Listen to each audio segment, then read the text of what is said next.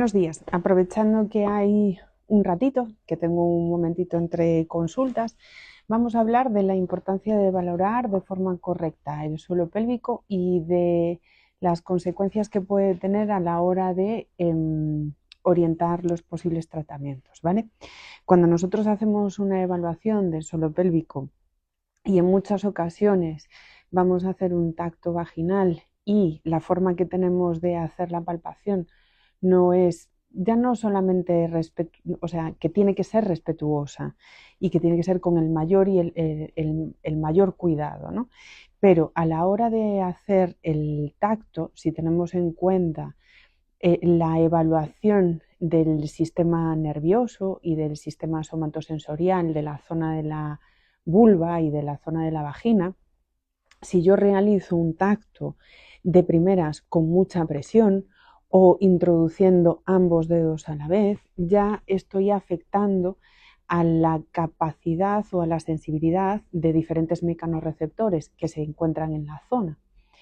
Y esto puede llevarme a que no ser consciente, por ejemplo, cuando hago la valoración, que lo primero que tengo que evaluar es el estado de la mucosa y la sensibilidad de esa mucosa, exactamente igual que haría cuando evalúo en el resto del cuerpo la sensibilidad de la piel.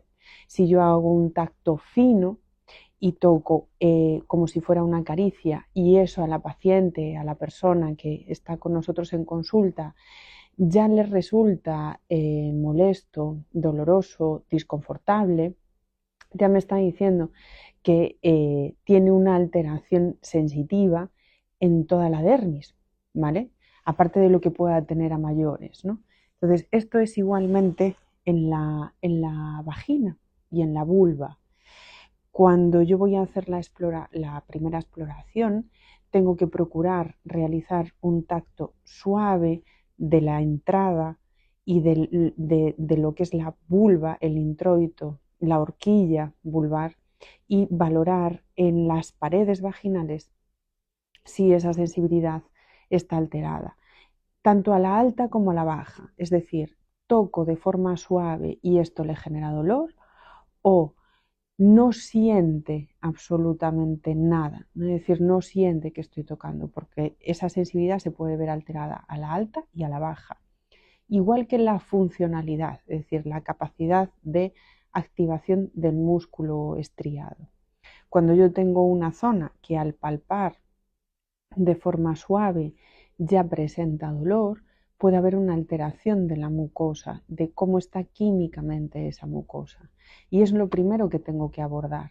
En muchas ocasiones nos centramos única y exclusivamente en si el músculo, por lo que nosotros pensamos, tiene más o menos tono o más o menos contractura, y pasamos por alto la primera capa, que es esa capa mucosa y que se tiene en unión la capa muscularis de la mucosa. Si hacemos un corte histológico, no hay una barrera real, ¿no? Es decir, está la mucosa, la capa muscularis de la mucosa y el músculo, pero no hay una barrera que, digamos, no puede pasar información de una capa a la otra o de una zona a la otra.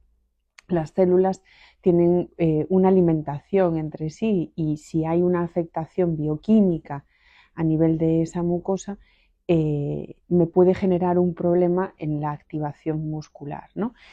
Vamos a poner un ejemplo sencillo fuera de la pelvis para que entendáis esto. Yo puedo tener, tanto si eres fisioterapeuta como si eres paciente, para que sepas cómo puede afectarte. Yo puedo tener, por ejemplo, una herida en mi piel, ¿no?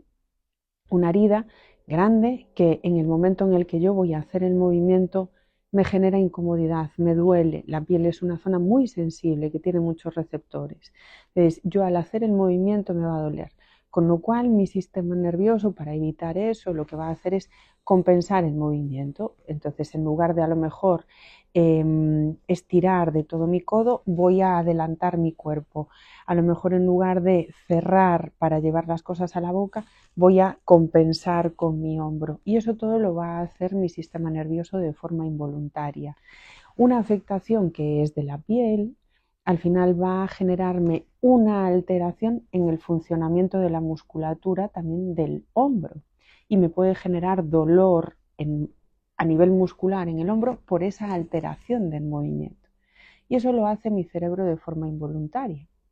No conscientemente yo digo, voy a activar esta musculatura para modificar la forma que yo tengo de llevarme la mano a la boca porque así me va a doler menos, ¿no? Son herramientas que tiene nuestro sistema para optimizar y evitar el dolor, ¿no?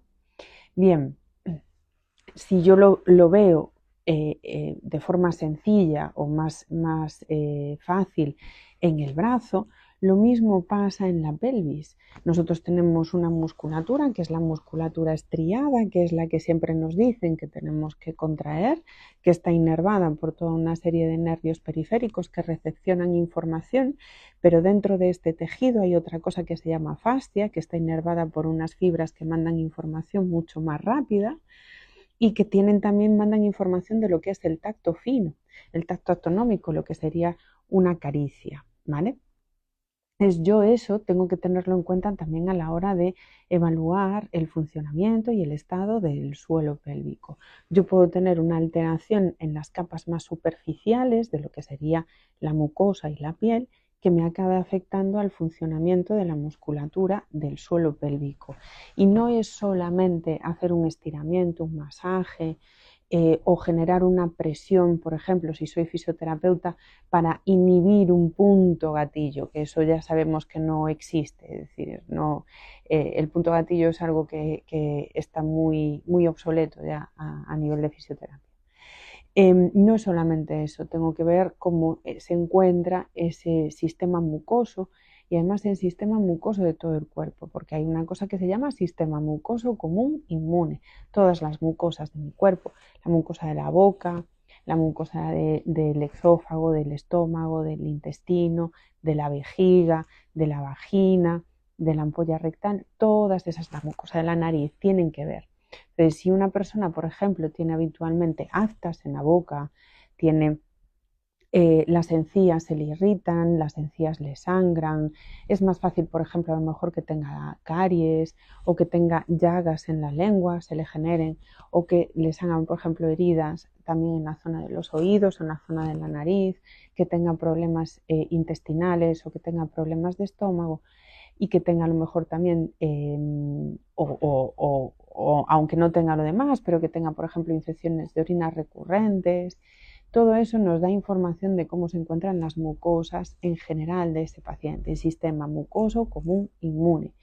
Y eso lo tengo que tener en cuenta a la hora de los abordajes en suelo pélvico, porque en muchas ocasiones nos centramos en la parte muscular, en pacientes que tienen dolor en las relaciones o que tienen incomodidad en la zona y estamos haciendo técnicas de presión, inhibición, masaje, estiramiento sobre una mucosa que se encuentra afectada, lo que va a hacer que se perpetúe el ciclo de dolor. Es decir, voy a lo mejor a notar que ese músculo baja su tono o su tensión cuando hago la sesión, pero vuelve igual y mejora en poca medida la sintomatología del paciente.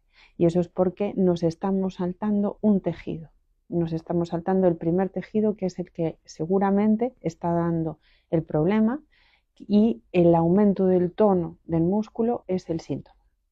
¿Vale? Así que vamos a intentar dejar de hacer en muchas ocasiones fisioterapia de aspirina, que tratemos el síntoma de forma continuada y hacer evaluaciones un poco más precisas para empezar a trabajar el problema y el origen en lugar de centrarnos en el último ejecutor que es el músculo estriado.